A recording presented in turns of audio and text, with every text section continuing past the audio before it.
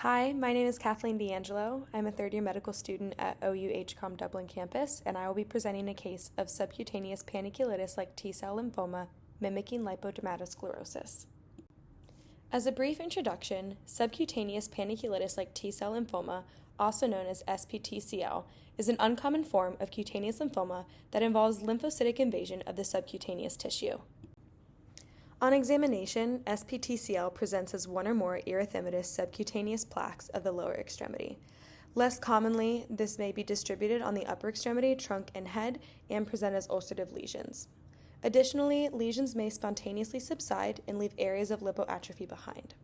Lastly, as this is a form of lymphoma, a majority of patients do experience weight loss, fever, and fatigue.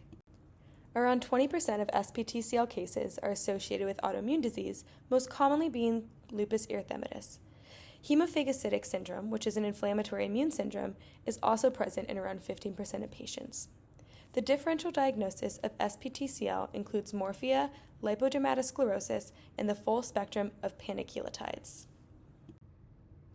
As SPTCL is localized to the subcutaneous tissue and rarely involves the lymph nodes, it can be treated with systemic corticosteroids. In more severe cases, you can use systemic chemotherapy, specifically CHOP therapy, and lastly, in recurrent cases with extracutaneous involvement, bone marrow or stem cell transplantation have shown to be effective.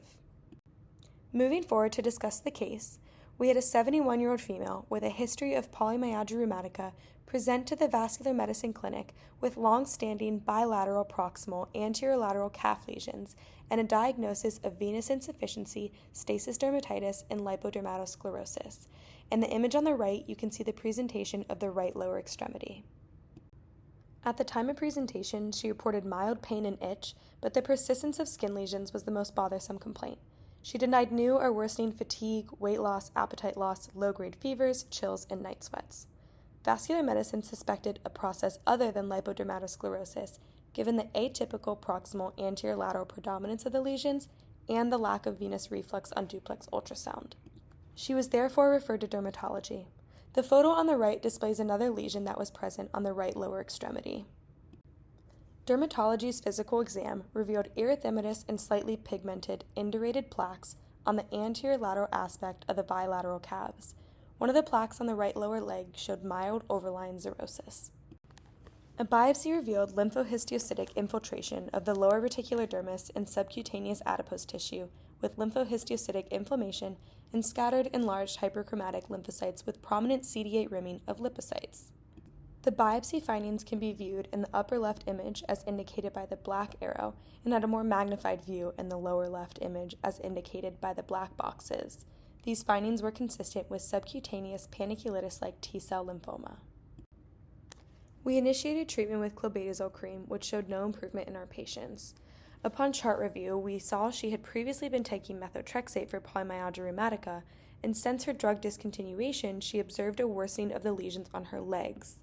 Based on her medical history in response to methotrexate, this drug has since been restarted and the patient is being closely monitored for disease control.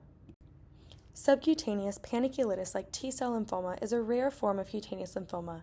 Diagnosis is difficult as in the early stages of disease, the presentation of the erythematous plaques may mimic more common conditions. This report aims to discuss similar presentations of dermatologic and vascular diseases and the importance of collaborating with different specialties to analyze patient history, abnormal test results, and physical exam findings to diagnose true skin abnormalities. Lastly, I have the references listed for this case report. Thank you for listening, and I hope you enjoyed learning about subcutaneous panniculitis-like T-cell lymphoma.